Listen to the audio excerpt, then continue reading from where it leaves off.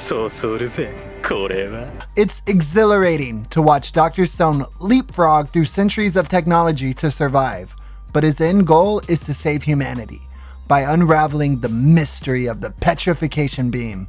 However, Senku must first overcome the clear and present danger that is Tsukasa during the Stone Wars. Senku conjured up so many inventions to improve the Ishigami village's quality of life, such as pottery, soap, and cola. But if necessity is the mother of invention, then perhaps war is its father. To face Tsukasa, they had to build weapons like crossbows, gunpowder, tanks, and even a shot cannon for sonic boom. While the Kingdom of Science could level the playing field with machines to match the Kingdom of Strength, they need something even greater to tip the scale in their favor. Senku builds upon past inventions to develop this game-changing device, and while the whole is greater than the sum of its parts, each of these parts are equally important inventions in their own right. So let's see how Senku laid the groundwork to victory. Here are the key technologies that make up the winning formula. This entry might seem odd, but the pulleys and weight system that Senku made near the beginning of the series paves the way for all future inventions. At its most practical level, people can leverage the pulleys for super strength. Kohaku is impressed by this and sees potential in Senku, so she introduces Senku to her village. All modern devices can trace their origins to various mechanical devices, and these devices in turn operate on principles used by pulleys and levers. While Senku also made a go-kart out of these pulley parts, these systems also made it possible to create more tools, like magnets. Magnets were introduced soon after and were important for many reasons. While magnets already proved their worth by collecting iron, grander ideas of their use were already stirring in Senku's head. From manufacturing to computing, magnets are used in various products and industries today, but one of its most important uses is in power generation. The next essential component is the generator. This invention alone was worth creating lightning in a bottle, since electricity opens up a whole new world of possibilities. But the generator was worth making even if only to invent the one decisive device. Now the generator itself would go through a forced evolution. It would start out being manually powered and later switch to hydropower. Of course, they couldn't have evolved the generator without the next important invention, copper wiring. Copper was originally used for the creation of the magnets. Specifically, it was used as a lightning rod to bring enough electricity to iron to make large, powerful magnets. It also ruined Kino's spear in the process. They were then used to make the generator, but copper still had a part to play. The great thing about copper is that it makes a great conductor, which is perfect for wiring. Wiring needs to be lightweight and sturdy, and copper wiring fulfills this criteria. To be fair, other wires were later developed with gold and even tungsten, but it all began with copper wire. Now, wire can connect things together, and what better thing to have on the other end of a generator than a light bulb? But for a light bulb, we need glass. Glass is used in almost every single form of industry, and it is critical to a scientific society for a variety of reasons. Senku originally made glass for flasks, beakers, and other laboratory equipment to produce medicine. The creation of glass was also vital in bringing Kaseki to the group. Glass blowing reignited his passion for creating things, and this made him want to see what else the Kingdom of Science could do. Another component to make the light bulb is gold thread, and a source of power, both of which is made possible by gears. Amazingly, the Kingdom of Science had gotten as far as they did without creating the humble gear. Gears are the next step in mechanical development after ropes and pulleys, and they make a big difference in many applications.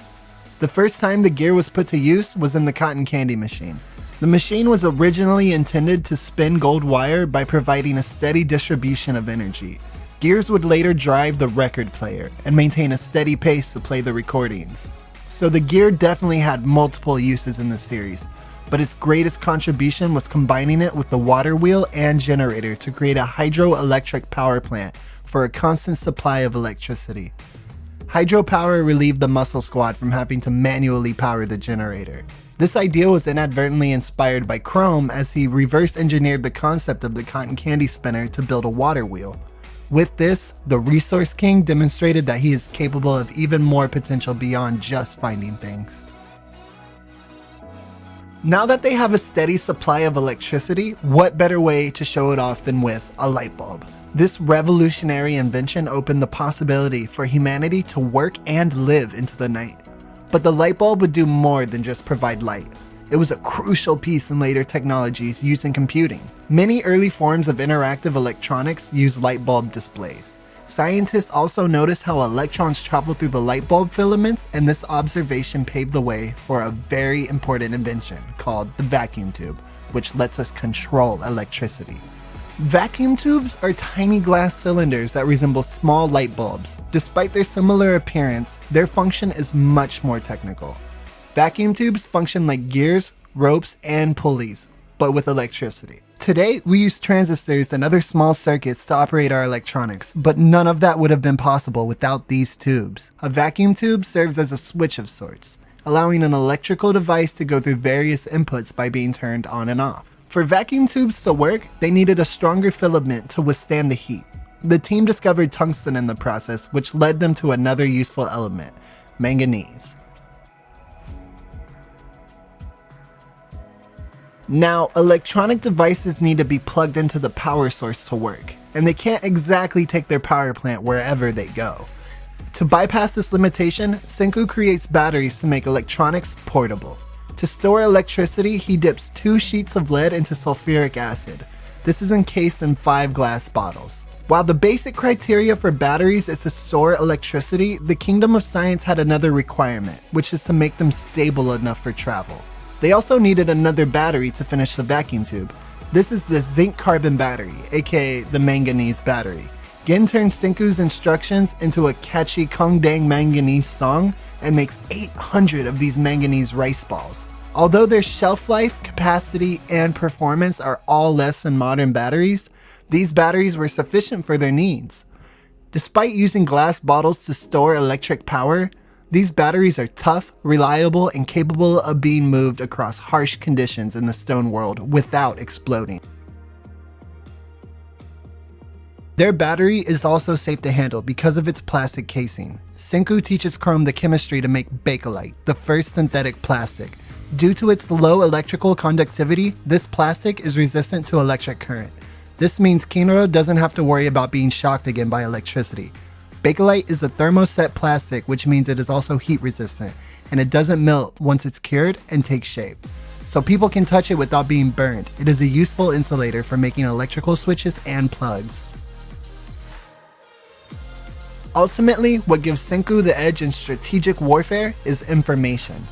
Having the ability to communicate across a great distance in real time gives them a massive advantage in planning how and when to take action. And in true Dr. Stone fashion, why settle for smoke signals when you can have cell phones?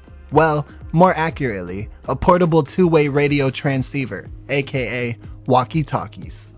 Senku uses wine, seaweed, and hot water to make Rochelle salts and create a microphone.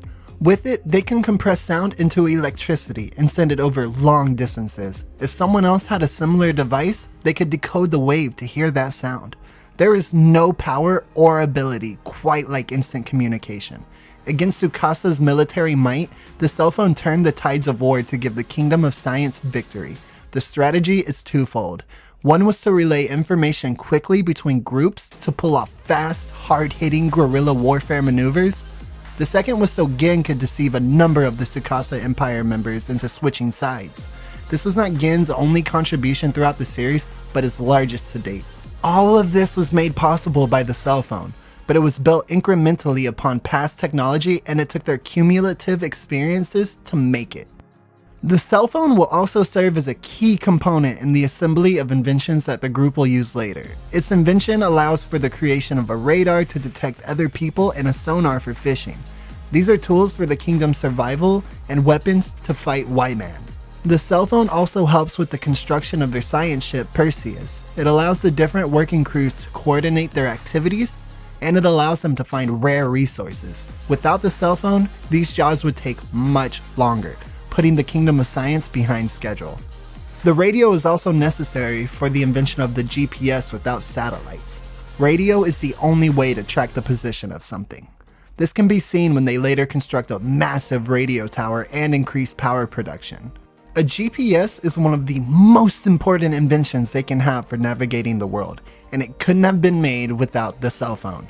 Each new innovation is only made possible with the research and development of past works. Without this effort, the series as we know it would have ended very differently.